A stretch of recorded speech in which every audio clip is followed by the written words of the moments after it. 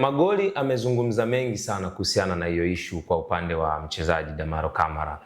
Kwanza inalenga nini kwenye mpira wa Tanzania?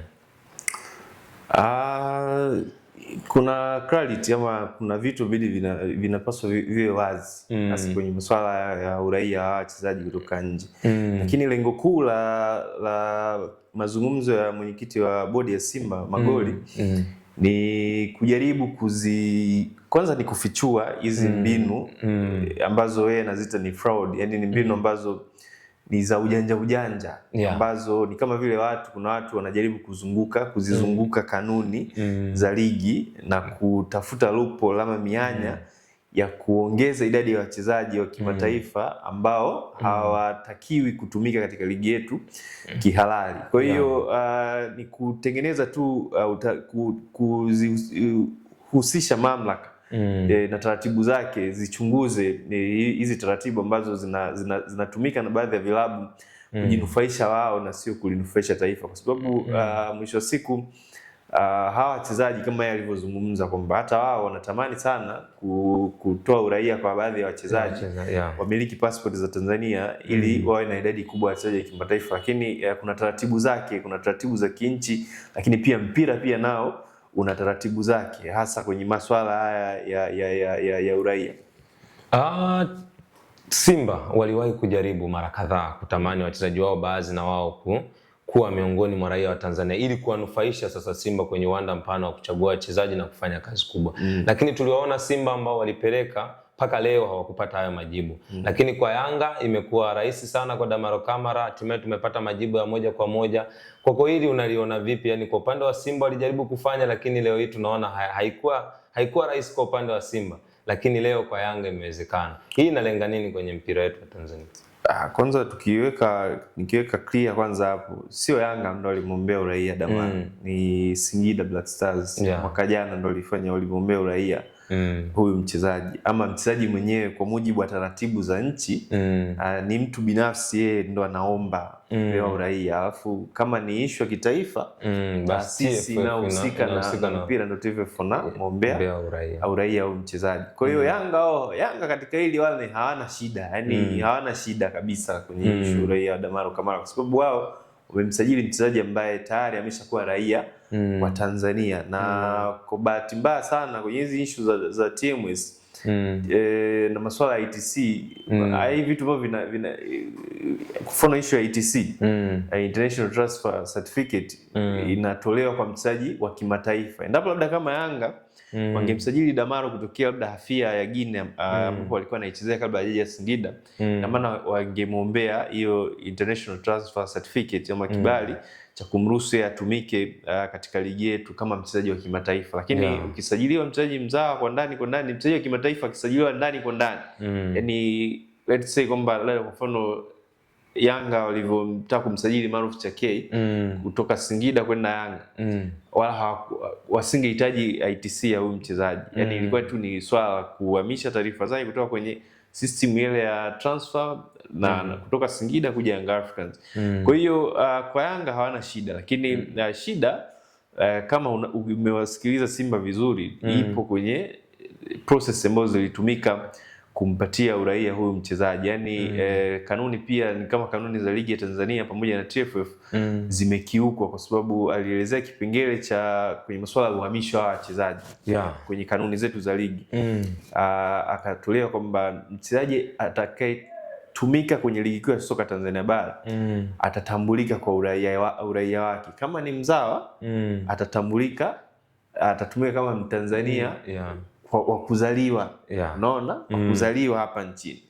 Kama ni mchezaji kimataifa basi atatambulika kama ni mchezaji wa nchi husika alikotoka. Sasa kwa Damaro yeye sio mzawa, hajazaliwa nchini, unaona. Kwa mpaka hapo kikanuni, kwenye kanuni za ligi hazimekiukwa, yani hakutakiwa kupewa uraia, kucheza ligi yetu kwa kutumia passport ya Tanzania kama mchezaji mzawa raia wa kigeni. Shabeli tumeona wakifananisha ufananisho katika masuala ya uhamisho wa mchezaji.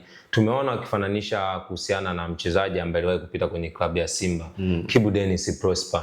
Ukweli kati ya Kibu Denis pamoja na Damaro Kamara uko vipi katika swala hili la uhamisho na uhalalisho wa mchezaji kuwa raia wa Tanzania? Issue ya Kibu ameitolea pia ufafanuzi mwenyekiti wa bodi, akasema kwamba Kibu kwanza kabla hajaanza kuitumikia timu ya taifa, Kibu alikuwa hana uraia wa nchi yoyote. Yapo amecheza sana kwa muda mrefu katika ligi za madaraja ya chini pamoja na ligi kuu, lakini alikuwa uraia wake hautambuliki kwa sababu wakati anakuja Tanzania alikuja akiwa mdogo. Akafikia kwenye kambi zile za wakimbizi Nyarugusu, na alikuwa hajautumikia mpira kama professional, kama mchezaji wa kama mchezaji, yani alikuwa anacheza mpira lakini hakuwa hajajihusisha na shirikisho lolote, hata kama ametokea sio Kongo wapi, lakini hakuwahi kulitumikia hilo shirikisho kucheza kufanya shughuli zake za mpira. Kwa hiyo kwenye FIFA mchezaji wa aina hii atambulika kama ni stateless, yani mchezaji ambaye hana utaifa ama hana shirikisho lolote ambalo analitumikia. Yani Kibu hata kama angeamua kucheza mpira kutoka Simba kwenda sehemu nyingine, kama hajaitumikia timu ya taifa Tanzania, asingetambulika kama raia wa Tanzania, na wala hata tusingejua ni raia wa wapi. Basi tu ingekuwa ni issue ambayo imebakia kama ilivyokuwa kabla hajaanza kulitumikia taifa la Tanzania. Kwa hiyo Kibu kwa taratibu za kinchi, kwa vile kwa mara kabla Simba hawajamsajili, huyu alikuwa ndo anacheza Mbeya City, na ameitwa timu ya taifa. Nakumbuka ilikuwa tunajiandaa na kuna mashindano kwa tunajiandaa mwaka 2021-22 ile, akaitwa timu ya taifa. Alikuwa anahitajika kusafiri, ikaonekana pasipoti yake itambulishi ni mtu wa wapi. Kwa hiyo akashindwa kusafiri, ndio ikatokea sasa hapo, kwa mujibu wa taratibu TFF ikabidi wamuombe uraia kwenye mamlaka za uhamiaji. Kwa hiyo alipopata uraia, na Simba wakawa wamemsajilia kutokea hapo kama mchezaji raia wa Tanzania. Kwa hiyo ni kesi yake kidogo ni tofauti na Damaro, kwa sababu Damaro yeye kaomba uraia kuitumikia club, tofauti na Kibu ambaye alipewa uraia kwa ajili ya kuitumikia taifa.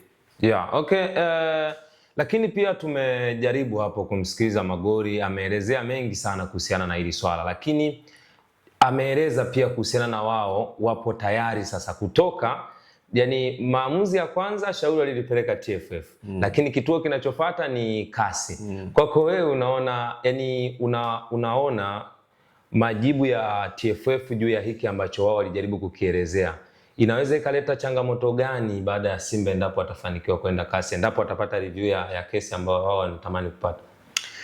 Unajua hii kesi ya Damaro ikifika mbele huko ambapo Simba wanataka kuifikisha, inaweza ikawa ni kesi kama ya mfano, kama alivyozungumza mwenyekiti wa Simba, mwenyekiti wa bodi, naweza kusema ikawa ni kesi ya mfano kwa sababu hajawahi kutokea aina ya kesi kama hii ya taifa ambalo halina dual citizenship, yani halina uraia pacha, kutoa uraia kwa mchezaji ambaye anamiliki pia uraia wa taifa lingine. Kwa hiyo ni kesi very serious ambayo kama Simba wataamua kuipeleka huko wanapotaka kuipeleka, inaweza ikafichua vingi au ikaibua vingi ambavyo chain yake inaweza ikafika mbali, kuanzia mamlaka ambayo ilitoa uraia kwa mchezaji, shirikisho husika na kanuni zake zilikuwa zinasemaje, je, zilikiukwa nani kupitia kamati ile hadhi za wachezaji ambao ndio inahusika na kuwapa leseni ya wachezaji.